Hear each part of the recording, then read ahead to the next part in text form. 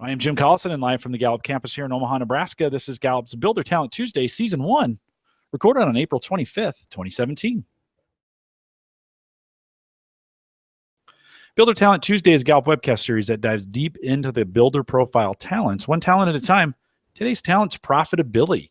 If you have questions, comments, or contributions during this webcast, we do have a live chat room that's available for you right below the main video window. Just look right down there. We'd love to have you in the chat room. That will give us a chance for you to ask us questions live during the program. Bottom left-hand corner is the login button. Choose the guest account. Put your name in where it says guest. Take those numbers out of there. Then hit submit, and you will be in the chat room. You can also pop that chat window out. 2 red boxes upper right-hand corner. Just pop it out. Put it anywhere on your screen. If you want to do that, you can watch us and chat live with us as well. We'd love to have you do that. If you're listening to the recorded version or have questions about custom strengths coaching solutions for small, medium, or large organizations, or really any questions about the Builder Profile 10, we'd invite you to send us an email. Send that to coaching@gallup.com, and that's just a great way to get information or questions answered after the program. Maika Leibbrandt is our host today. Maika works as a workplace consultant here at Gallup. Maika, always good to be back on Builder Talent Tuesday. Welcome back.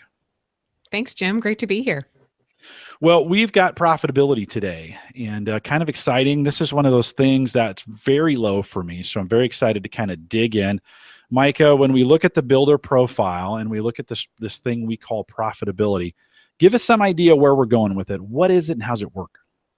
Sure. So I love getting to tell people that today we're hosting a podcast about profitability. Who wouldn't want to join that?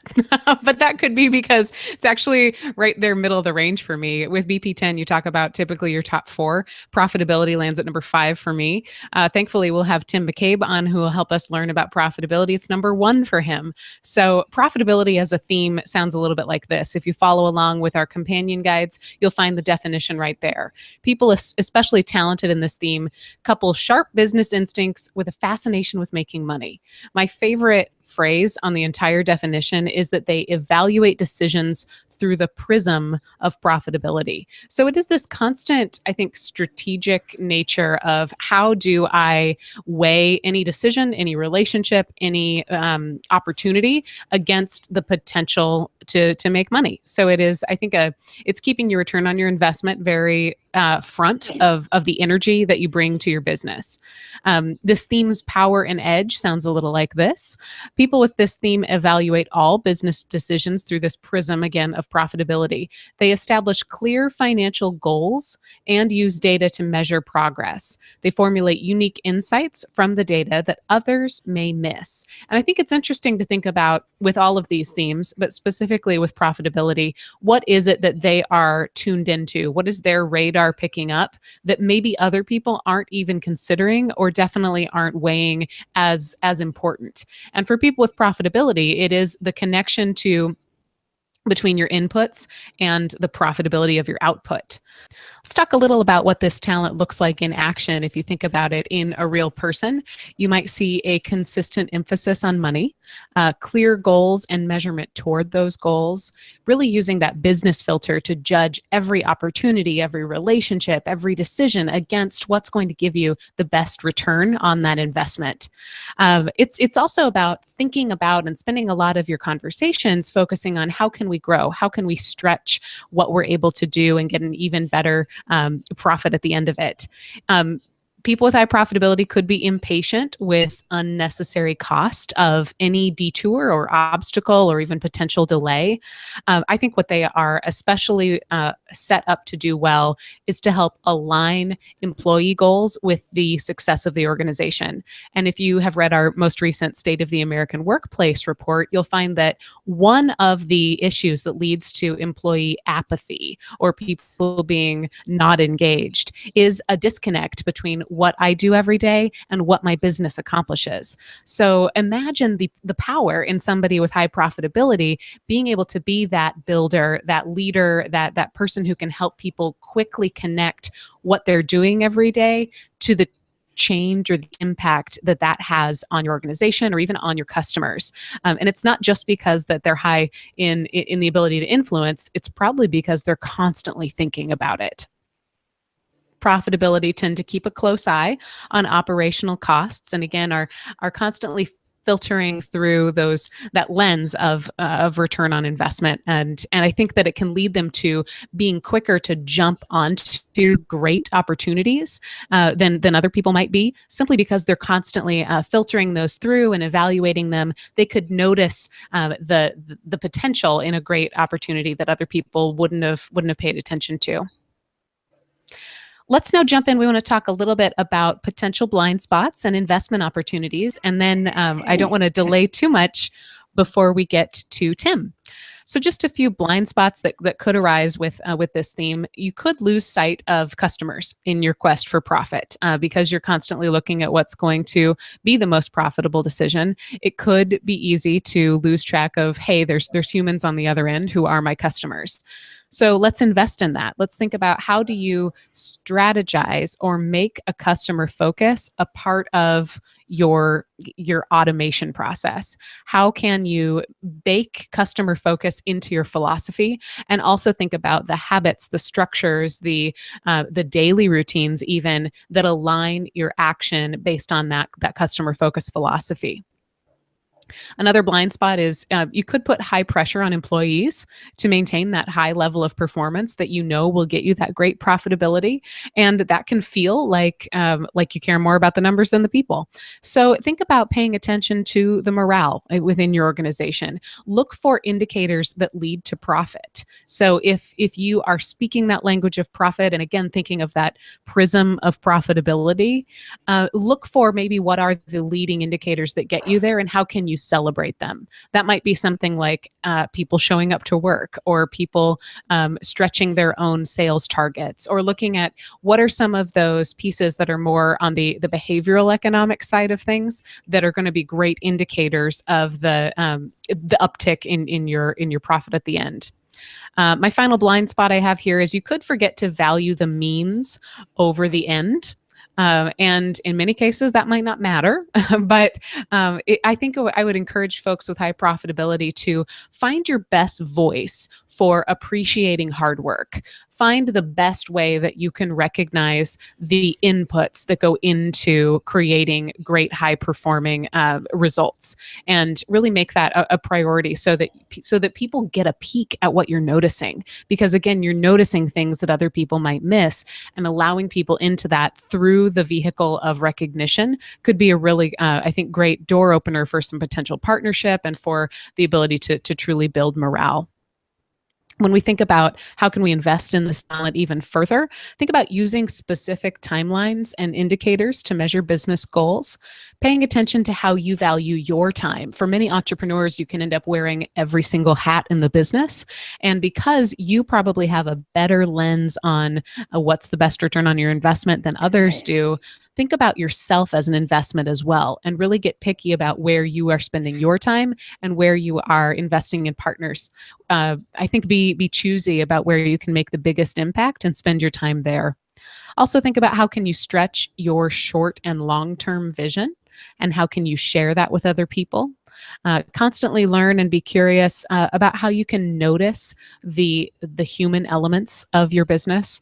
I'm not suggesting that people with high profitability don't notice it, but the more you can lean into a recognition and awareness and a knowledge of what goes into the inner workings of the partnerships and the engagement of your teams, the more you can look for greatness and be able to replicate that from the very beginning, avoiding any of those hurdles or delays or detours we talked about previously. That's a big, long introduction to profitability, including a technical glitch. So thanks for hanging in there with us. At this point, I really want to introduce the star of the show, somebody who actually leads with profitability number one, Tim McCabe. Tim, thanks for joining us on the program today. Thanks, Maika. I look forward to it. So Tim's joining us today from Tompkins Cortland Community College in upstate New York. Tim, can you tell us a little bit about what you do? Sure. I'm the chair of the entrepreneurial department. Our president, about 6 months after I came on board 10 years ago, who I had worked for 25 years earlier, interestingly, excuse me, he wanted to meet me in his office. He had a great idea, And he said, hey, I know you're pretty entrepreneurial. I'd love to create an entrepreneurial department here at TC3. So we spent about 18 months putting it together.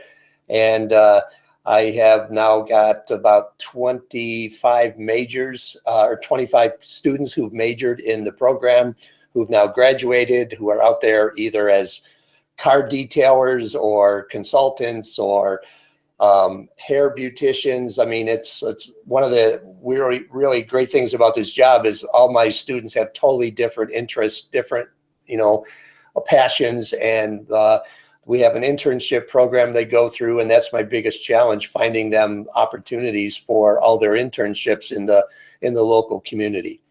So I've been doing this for 10 years. Before I was in corporate America, I was vice president of sales for an amenity company, the little soaps and shampoos you see in the bathrooms of the hotels.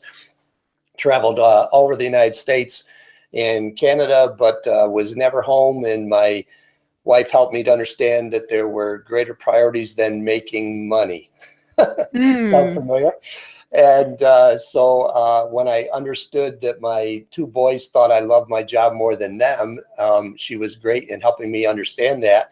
It kind of changed my perspective pretty quick, and literally walked away from a six-figure job 20 some years ago and started a consulting business working with small business owners, helping them with sales and marketing and small business management and leadership and so forth. And then came back to teaching after being out of it for 25 years. So I have the unique ability of having taught here for 3.5 years left, and then came back 25 years later. Wow, what powerful perspective. When you think about that journey, going from a more corporate role to something you personalized so you could meet the needs of your family, to coming back to teaching, where have you noticed the theme of profitability showing up? Well, it certainly shows up in, I'm pretty strategic in the sense that I'm always looking at the big picture, trying to, see how do I become more efficient? How do I maximize the return on my investment, whether it's time or money?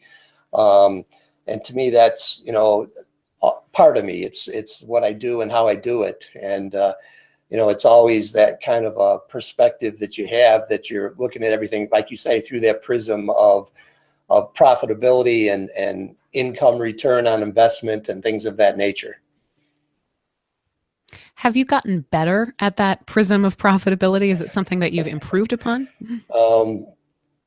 I've probably gotten more mature and understood how at times that prism was too out of control, too domineering, maybe would be the right point to make, and enabled me, as I managed people for a number of years, how to realize that, it was what the people's perception was, and how do I relate to them.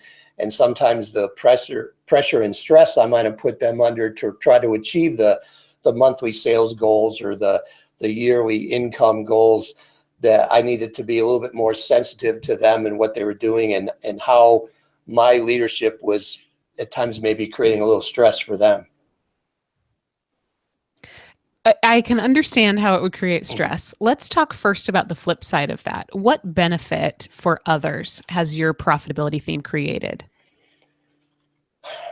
I think it's enabled them to see the big picture, see the strategic focus of what we're trying to accomplish, enable them to understand how by working together we could accomplish those goals and objectives. We took a pretty small business and went from 4 to 40 million in about 10 years. And it was a lot of work. We loved what we did. It was a lot of fun, but at the same time, we put in long hours, and that was just expected sort of in the corporation of what we had, to try to get as much done as we could in a short period of time, but try to still have fun while we did it. So I think by having that perspective on profit, it kind of helped the members of the organization see where we're going and what do we need to do to get there. That's fantastic. I like that ability of it's almost like a comforter or a calming aspect to say, let's not get caught up in everything else. We can focus on making the most profitable decision. Yeah. How do you do your best thinking? Are those sorts of things, does it just come naturally, or do you have to go into a profitability zone? What does that look like for you? No, I think my best, as I've gotten older, I've gotten less extroverted, more introverted, to go to Myers-Briggs, for example. And I think I used to be much more, my thinking was done more in front of others, and I was pretty good on my feet and things like that. But now I think I'm doing a lot more of introspection, and when I'm got some time in my office to stop and think of where we're going and how to get there. I think that's changed over time. And I don't know if that's maturity, older age. I'm not sure what that is. What have you learned about the theme of profitability as you've been studying BP10 and working with this tool? What have been some of your eye-opening learning moments? Well, I think you learn that a lot of people you wouldn't expect to have that theme high are surprisingly in that theme. And I have a number of my students in my entrepreneurial class, we give them the BP10 as a project. And so I've had probably 80, 90 students in the last year and a half take the BP10. And so then we cover it during the course. We go over each of the 10 key talents, and they get to find out what their talents are. And I'm always surprised when I see some of the students who come out with a high profitability. They weren't students that I would have thought would have scored there at times. So it's kind of interesting. Say more about that. What's the difference, or what would you have thought that they would have scored high? I don't know if I can identify a specific leadership trait, but it might have been more sales from the selling perspective, or maybe the determination area in terms of the leadership. But and it's also hard with 30 to 35 students in a class to get to know them deep enough from when they've taken the test to really feel like you know who they are and how they think. But yeah, it's surprised me definitely in the last year. Sure. Do you think it's fair to think about profitability as sort of the engine at the back, and maybe sales or determination as the first knock on the door? I almost feel like it's just different ways that you strategize. Well, the interesting point, I was a VP of sales. My lowest talent is selling. And I found that really surprising. But yet, when I thought back at it, I never loved selling, and I always felt I was a better manager than a salesperson. And so I could sell, but wasn't what I got the most enjoyment out of. And what I enjoyed was managing others who sold and teaching them how to sell, and at the same time helping put the right people in the right positions in order to make that selling work for everybody. How did that work for you? Were you a successful VP of sales? Yeah, I enjoyed it. We, as we mentioned, we grew from 4 to 40 million. And it was a wonderful experience. I just felt I needed to leave because I was too wrapped up in my job. And my children were at that time 10 and 12, 9 and 12. And I had recently lost my dad during that period of time. And it kind of taught me a valuable lesson. Hey, maybe you need to think about what are the bigger priorities in your world. It's not just the income you make and the house you can live in, but it's the quality of the parenting you can provide. Wow. I feel like profitability maybe is different than that selling piece, and that it feels like it's a little bit more evaluative, or a little bit more about the strategy behind it, or what can we accomplish versus the energy of going out there and selling. But they all play together. Mind if I just tell people your top 4 here? Sure. Tim leads with profit, confidence, delegator, and knowledge. How do you see those other 3 playing out with your profitability? Well, I think confidence is critically important in a managerial role or a teaching role, that you need to represent well who you are and show the enthusiasm you have for what you do. And the confidence gives you that. I grew up not very confident and was able to acquire it through some teachers that I had in my career and kind of changed my life in a very positive way. And so I'm able to give that lesson and give that example to my students as to how I was able to become much more confident. I was a little red-haired kid with freckles and, played golf. And so I wasn't really the most talented, the most athletic, the most academic, but yet got to a point where I saw that I could succeed and develop, and teachers had confidence in me. And it really just helped me become much more confident as an individual. So I think it's a trait I try to show them that they can enhance and improve upon if they, but they need somebody critical in their life to speak to them and to give them that motivation and that pat on the back to help them see that they can do it too. I love the connection to all, where it sounds like you talk about leaving jobs and starting new jobs and going back to old jobs, and you never describe it if it was a loss. Is there some part of profitability that helped you see all of these transition points as being opportunities? Probably. If you go back to the strengths quest, I'm a learner. So as a learner, I didn't take that test until I was about 55. And by that time I'd changed jobs like 15 times. And so when I realized I was a learner with my number one strength, and I didn't even know that was a strength at the time, that I was able to show my wife, see, so this is the way I am and why I'm the way I am, that I get bored easily in a job and then I need something else to go to the next step. And I think, profitability was part of that. Okay, I've accomplished this task. Now what's next?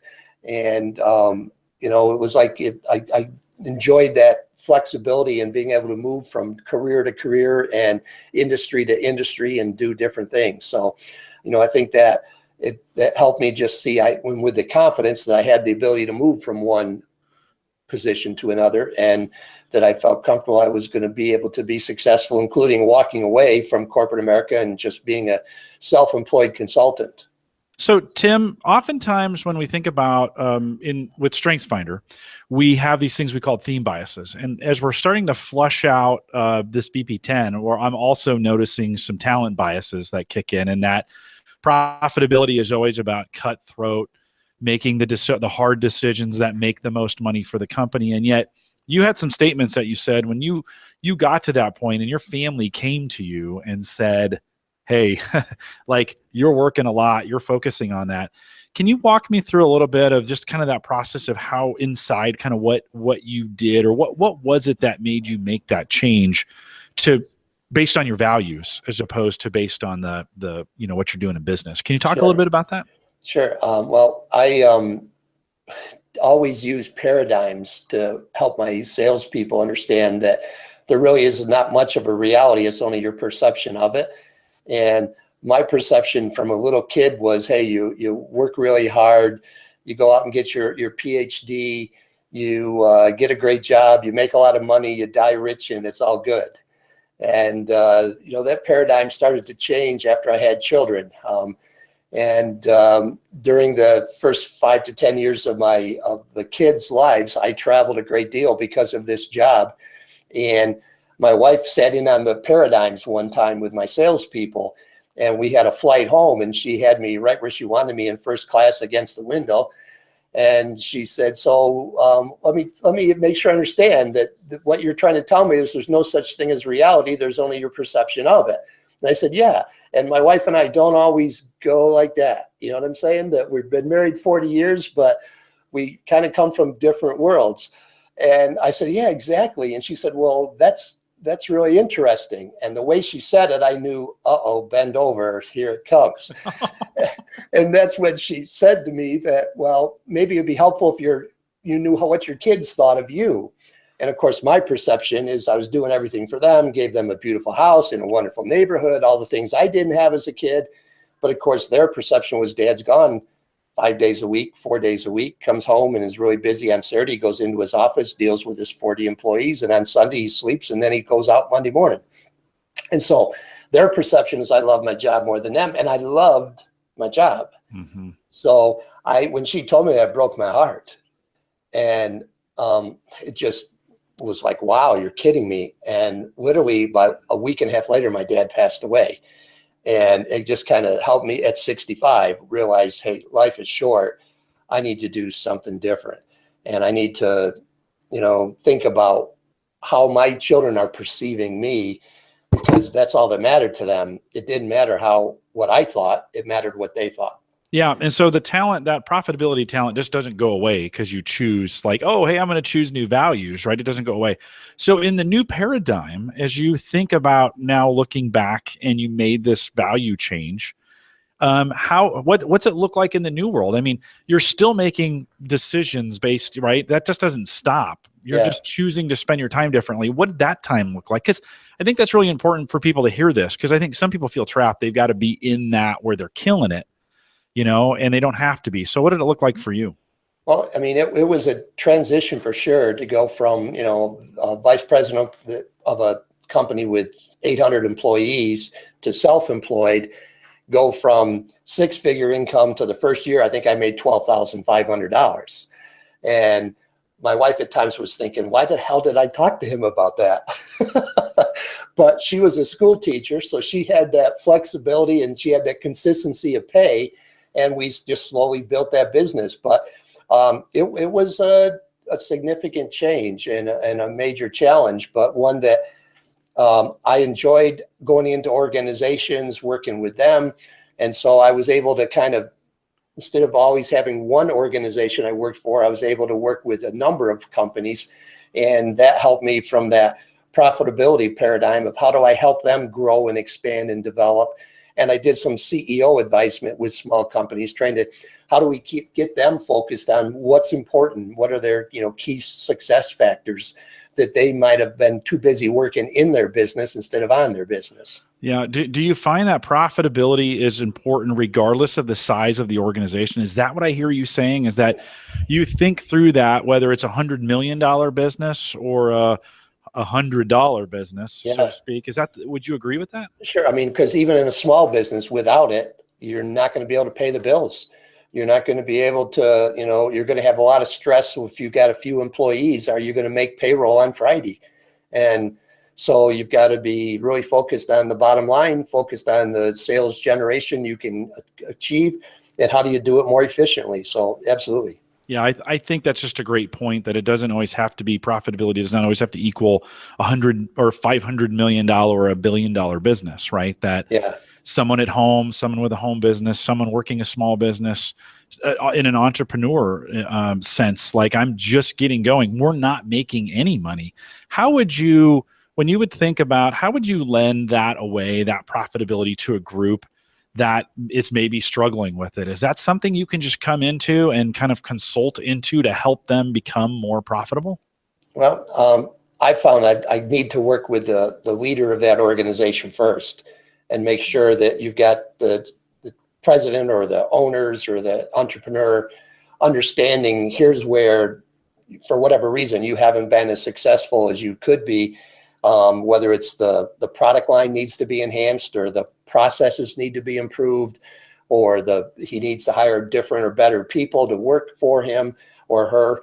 And so once I got the buy-in from the entrepreneur or the CEO or whoever it might be, then it was, how do I pass this message down to the troops? And with his or her support, I'm able to, get things accomplished. But fighting the person at the top is a no-win battle. Yeah. Maika, one more question, and then I'll let you jump back in. Sorry to dominate here, but I'm enjoying the conversation. How does profitability fit in the sector that you're in now? So you're in higher ed. Yep. They're not necessarily known as profitability juggernauts. So as you think about what you're doing, and not just the teaching with the students, but are there areas when you think about, how do I really make what I'm doing here more profitable? Well, I think it kind of comes down, that profitability is in maybe time spent, and how do I maximize my time with a number of commitments that I have. Today was a typical day, had two classes, a management class, an economics class. In between, I interviewed 4 people for a job that they're looking to hire here. And so it's, and I have students who came to me because one of the classes had a test and they wanted additional help and guidance and support. And so I find when I'm on campus, I'm almost 100% of the time involved. And I've got people with me almost all the time, and I don't have time to really deal with a lot of my colleagues about, hey, what you do last weekend? And so my colleagues probably don't know me anywhere near as well as the traditional colleague would, but I feel like my time has to be focused on that paradigm of how do I get the most results from what I have available. So here I think it's a time issue more than it is a dollar issue. Yeah, that's great, because that really highlights the chat rooms lighting up and kind of responding to what you're saying, which is really awesome. We'd had this conversation about the difference in chat room, the difference between selling and profitability. And someone had mentioned they'd seen those closer to each other, but we kind of, as we've been talking about this in the chat, we kind of see profitability as that strategicness, and that selling is that influence, that high influence to be able to go out there. Can you respond to that a little bit and maybe bring your own, I don't know, with your top 5 from the CliftonStrengths Finder, are you able to bring those in a little bit and tell us how you're wired that way, and then kind of throw that in from a strategic standpoint? Sure. I'm learner, responsibility, maximizer. There's what we just talked about. Yeah. Relator, and individualization. And I think the relator has always been a huge factor for me to kind of keep my profitability in control, and that I didn't get too overly stressful with my employees or have too great of an expectation, because my people are always critically important to me. And I've always had this comment, when you're in my life, you're really in my life, but when you're not in my life, you're kind of not in it. And so I've had former employees who, when I've left jobs, that I may not talk to for 5, 10, 15 years, just because, hey, I'm now with this group, and this group is critically important to me. And I try to even tell my students here from semester to semester, don't be upset if when I walk by in the hall, I don't stop and talk to you and say hello. I'm into my next session, my next group of kids, and I'm dealing with that. So, but I try to really enhance the relationship while you're in my group, but I'm trying to maximize that return when you are. So that's that paradigm coming back. Yeah, well, and that you have that relator and individualization combo, which makes you you're probably thinking about people, a smaller group subset. It might be the next class you're going into, but you're thinking about, how can I deliver this and make it an impact to every single one of those people in the class, right? Well, and it's like I talked to my management class today. In management, you need to treat people fairly, but differently. And that's probably the individualization that's coming through for me, in that I talk to them about the different profile styles people have and how they are so substantially different. And I can't treat them all the same and motivate them and get them to maximize their productivity. But at the same time, I got to be fair. And I tell them, any of you who've had more than one kid know how difficult that is. Yeah, you're giving a little bit of a clinic today, Tim. Thank you. As we think about profitability and how we tie that in, I think it's really important that we look at our CliftonStrengths in the top 5 and how that relates to these 4 BP10 talents, and you're giving us a clinic on it today. When you think about your partners, as we think about people, who are your best partners? Who do you partner with best to help you move forward? And whether that's people who are like you or different than you. I think it's people that's different than me. I've found that in my management career that I'm not what I would call highly creative. I'm more, let's get it done. You give me the idea, we'll figure out a way to accomplish the task. So I had a marketing manager at my amenity company who was very creative. In fact, the funny thing, all of her creativity came in the shower. And God knows why. She had little kids, and maybe it's the only time she could get privacy. And so I even threatened to put a shower in our corporate headquarters when we were having problems. That's a great idea. But I also need technical people behind me, because I'm about the least technical person in America. And so that's why today was I'm glad I had Amy here to help us with our technical issues. And because I'm not sure I could fix my flat tire, Jim, if I had a flat tire on the way home. I'm not even sure I could find the tire in the car. Yeah.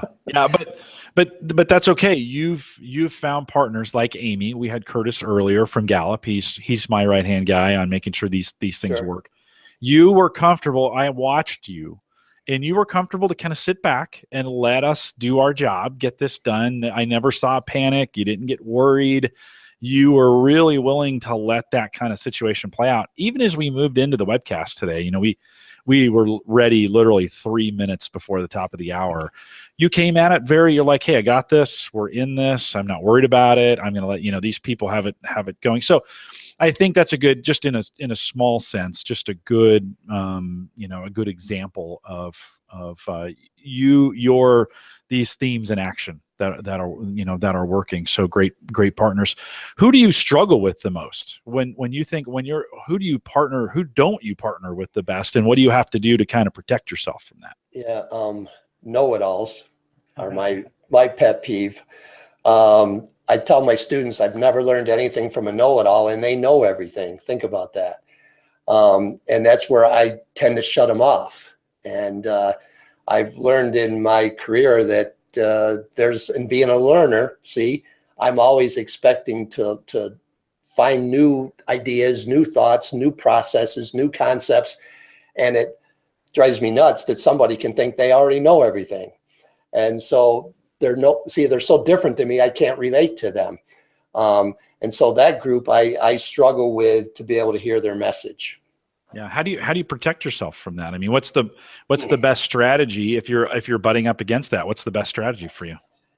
Try to be a little more patient, listen a little better, not push back in a sense, so that I think that maybe comes with maturity, that, in my 20s and 30s might not have been so understanding. Let's put it that way. Yeah. Isn't that funny how when we're younger, a little shorter on time, when you have all the time in the world is when you think you don't have it. And yet as we get older, we kind of realize, these battles, some are worth fighting, some aren't, right? From that standpoint. Monica had a question in the chat room. She said, do you have any, since you're a learner, do you have some most profitable books or other knowledge sources that you'd recommend to people with high profitability that they can really learn from? What do you, when you think about publications or learning, what's the best for you? It's interesting. I play quite a bit in the market, so I subscribe to about 5 or 6 different financial newsletters. I subscribe to some economic journals online, and I find I'm on my iPad 3 hours a day, probably reading, because that's me. I just love to read, and I will read some books. I haven't read a novel in probably 25 years. It's all business books, all self-enhancement books, good to great, those types of collections that great. The Jim Clifton's book, Good Work. Is it Good Work? Oh, I have to look that one out myself. I'm a little embarrassed to say. Well, I'm trying to find it on my shelf. Something about the jobs war, the coming jobs war. The coming jobs war. Oh, that one. Okay, the newest one. I thought maybe it was the coming. That is a super book, and I read that 2 or 3 years ago, and I found that one of the best books I've read in the last 3 or 4 or 5 years. So I read a lot, but I tend to read newsworthy articles or things that keeps me current for my students, or things that helps me with becoming more social media aware, because my students are so much younger. They knew how to spell LinkedIn before I did, for example. Well, but Tim, it sounds like you've made the jump. I mean, you're self-professed that you don't get into technology, and yet you're on your iPad. I mean, you're using the tools that you need with your iPad, with the reading. I'm sure maybe Kindle is something that you've gotten into as well to be able to get books, but it sounds like to me you use the technology when you want to use it for that it makes it work for you. So, well, yeah, the funny thing, Jim, is I own a mobile marketing company on the side. And we do text messaging for small businesses. Yeah. And I can barely send the text message out for them, but I've hired 2 technical wizards who are, young men who have that experience. And so when it gets to technical issues, I pass that along to them. And my friends who know me are like, how the hell did you ever create a business in technology when you can't even spell it? But see, that is the art of profitability. I think you've got to the essence of it, which is you don't have to know it to make it profitable. You understand the mechanics of what has to happen. You're also able to get people involved. I don't know where the delegation piece fits for you, but it sounds like you're pretty good at delegating what needs to be done. What did you say, Maika? Number 3? It's number 3. Yeah. Mm-hmm. Yeah. So I think you're probably pretty good. And but Tim, I think that's the art of it, right? Is Sure. You don't have to know. You just know it can be. You don't know all the workings and the mechanics of your iPad. You just know how to get to the stuff that works for you, right? I see a lot of CEOs and I see a lot of CIOs and even CFOs who are this way as well, that they don't dig in. I mean, I'm a nerd, right? I spend tons of time understanding the technology and how it works. I can fix it for you. I know where the ins and outs are. But that's because I'm interested in influencing people. And so I want to know how to fix things so I can help people and influence them in that way. In your case, you're taking that profitability, like, how do I get the right people in the right places to do the right things? It sounds very strategic. Yeah. Still want to help people, but I could care less about the small details. Yeah. Just doesn't, it bores me almost. And I have a hard time even remembering a lot of those, like where my spare tire is in my car. I've owned the car for 6 years. I've never had to use it. I think I know where it is, but I'm not even 100% sure. You just call AAA, right? Maika, you want to add some stuff in here? You want to try to jump back in? I'll try. I think that we're getting just such a great taste of all of your talents here, Tim. And there's a lot of that delegator and confidence wrapped up into, hey, I don't need to know everything in order to own a great business that I don't know the essence of in terms of the ins and outs of it. But that profitability is the filter that helps you focus on what's the most important goal. And if you think about these 10 BP10 themes as being what great successful entrepreneurs need, they've got to either have that profitability theme or have an advisor who can help them remember that at the end of the day, you're in this to make money, and you can do more good work if you can continue to make more money. And so I hear it as a great theme to help focus your efforts and to bring it back from that big picture into, but what do we move forward with? Where do we put our energy? Yeah. What do we do now? How do we get to the next step? No, right on. A clinic in profitability. And Maika, you're right. I think we have to be careful that your profitability is also influenced, and we kind of talked about this, not only by your top 5, but the other talents that are around that. And there can be others who have high profitability that could be into the details and might be, who may understand those pieces. That's just how it works for you. And so it's just great it's great to hear those things. Maika, as we think we're in our final moments here, any final questions? I think we covered most of the things that were in the chat room. Any final thoughts or questions? I just want to bring it back to some of the real powerful stories, Tim, that you shared about your ability to filter through the clutter into what matters. And it sounds like you've done that. The way that you've managed to bring your entire life and your values into that has been real eye-opening and just illustrative for us. And so thank you for being able to do that. I think that we need to understand profitability as being what grounds us. It's not necessarily a strategic. It's not the same as the CliftonStrengths Finder theme as strategic. It probably has more to do with focus if you wanted to do it that way. But it is that ability to say, I'm seeing every relationship, every opportunity by being able to filter to the bottom line. And you have managed to do that in a very compassionate way, it sounds like, in your personal and professional life as well. So thanks for your leadership, and thanks for your learner on top of that, being able to just be constantly curious about that and bring that kind of curiosity into the worlds that you serve every day. Yeah, I think that's an important thing to have in the background with profitability. And I also think responsibility being high on my 5. I always felt like I had a responsibility to my employees and to the people who were my consultants or who I worked with, the individuals who worked for those companies, that I always looked at. It was critically important, especially the people at the lower end of the organization who live day to day, who pay their bills every Friday, and they need that to be sure that we're out there selling the products that we're selling and getting the profit that we need so that they can feel comfortable they're going to have a job in 6 months. And so I constantly stress that to my salespeople. You know, it's great that you make these commissions at times, but even more important are the little people behind us who are doing all the work and who are critically important to our long-term success, but who don't have maybe the fancy homes or the upscale cars or the ability to send their kids to private schools, but they're the ones who are really making it happen for us.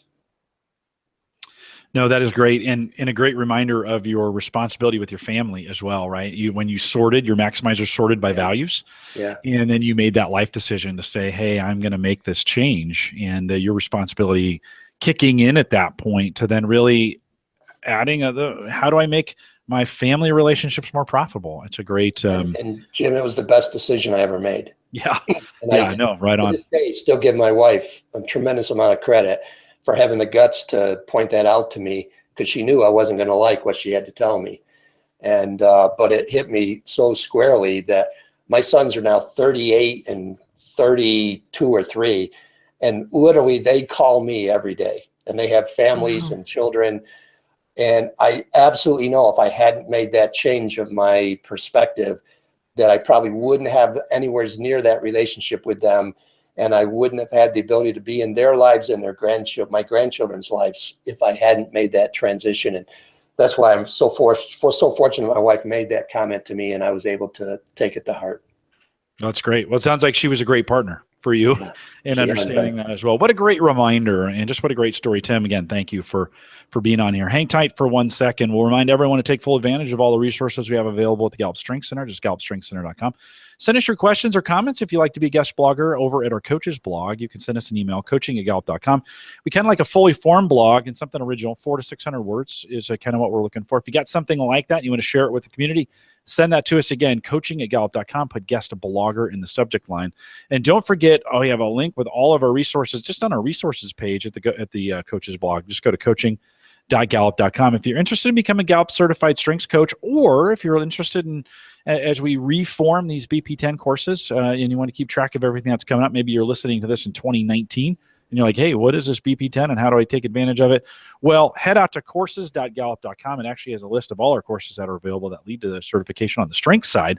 And if you're interested in coming to our summit this summer, happening here July 17th, 18th, and 19th of 2017, head out to Clifton Strengths Summit, and all the courses we have available during the summit are 15% off. So if you would like, 15% is a good deal off of our courses. So you want to head out there, CliftonStrengthsSummit.com, and get caught up with everything that's coming on with the summit. If you found this helpful, I know most of you did. We had some great feedback in the chat room. Again, thanks for everyone who came out today. We changed the time, and so we appreciate you guys moving along with us. If you found it helpful, we'd ask that you share it. We thank everyone for joining us today, and we'll look forward to the next Builder Talent Tuesday. And with that, we'll say goodbye, everybody.